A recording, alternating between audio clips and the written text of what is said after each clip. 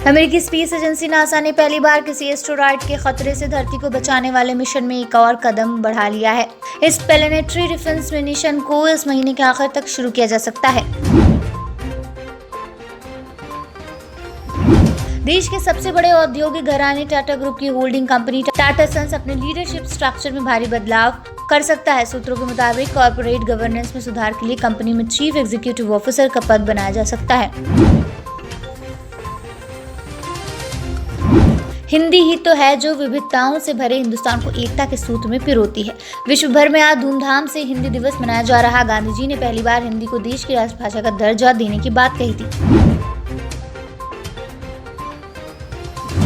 केंद्रीय मंत्री नितिन गडकरी फिर सुर्खियों में है। इसका कारण उनका एक बयान है। गडकरी हंसते हंसते गंभीर से गंभीर बात कह जाने के लिए मशहूर है।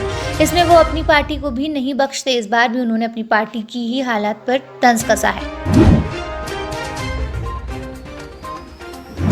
भारत ने अफगानिस्तान पर रुख थोड़ा स्पष्ट करते हुए कहा है कि मानवता के आधार पर मदद तो की जाएगी, मगर वित्तीय सहायता का वादा नहीं किया जाएगा।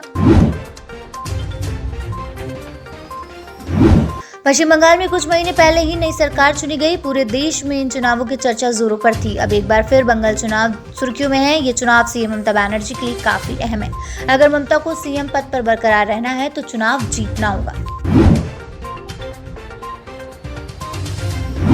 पंजाब और कश्मीर में अलगाववाद को भड़काने में मुंह खाने के बाद अब पाकिस्तान की बदनाम खुफिया एजेंसी ISI ने गुजरात के जूनागढ़ का राग छिड़ा है।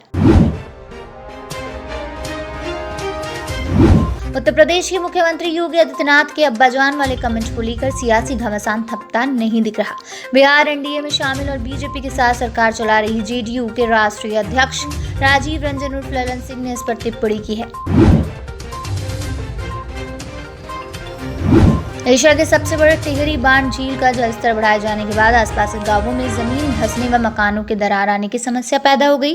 वहीं गांवों को जोड़ने वाली लगभग 10 मीटर सड़क अचानक टूटकर झील में समा गई।